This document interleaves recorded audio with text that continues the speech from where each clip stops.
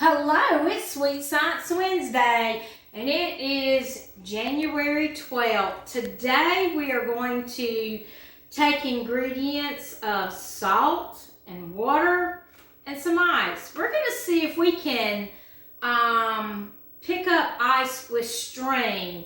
You may say, Miss Deborah, how in the world can we do this?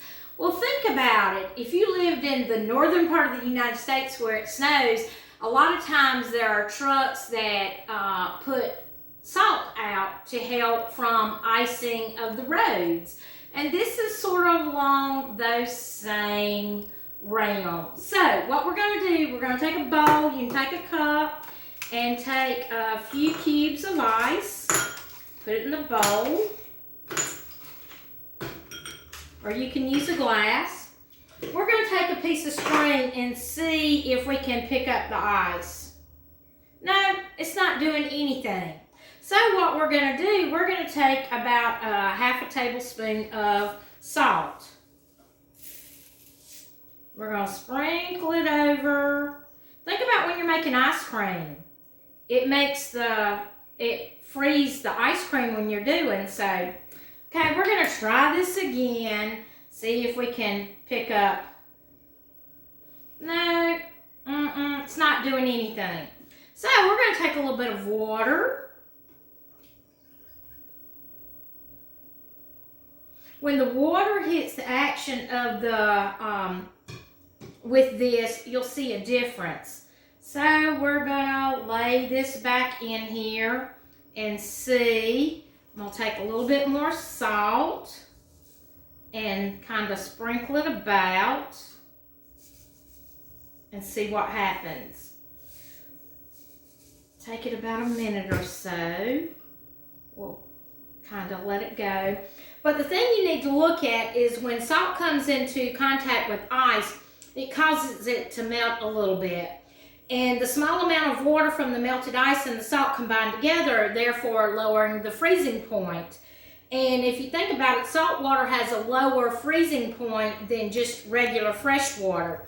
And it's harder to make it refreeze with the molecules to recrystallize the ice. So we're going to see what happens.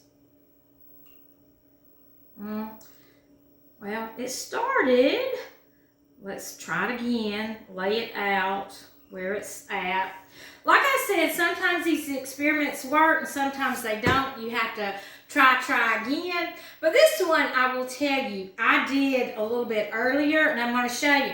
I've got some other material other than the rope. See if I'll just leave it sitting here.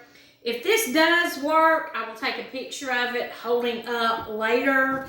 But it's only supposed to take about a minute or so for it to do.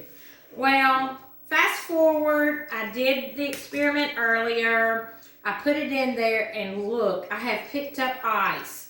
3 pieces of ice have attached to this piece of string because of the salt.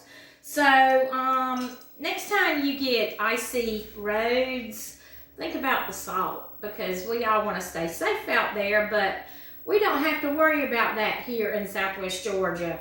They are saying we're looking at some weather by the end of the month. We'll see if the weather folks are right or wrong. As to whether we need ice, salt to add to the ice, who knows? Mother Nature, she's on her own. She does what she wants to do. But this is Debra Cox and Sweet Science Wednesday. We hope you have learned a little bit about salt and ice mixture and the crystallization. And try it at home. It does work. Like I said, I'll come back and I'll take a picture and we'll see if that does. Because I've got plastic rope, I've got burlap type material, and I've got ribbon. We'll see which does the best. So we'll see you next week. Bye-bye.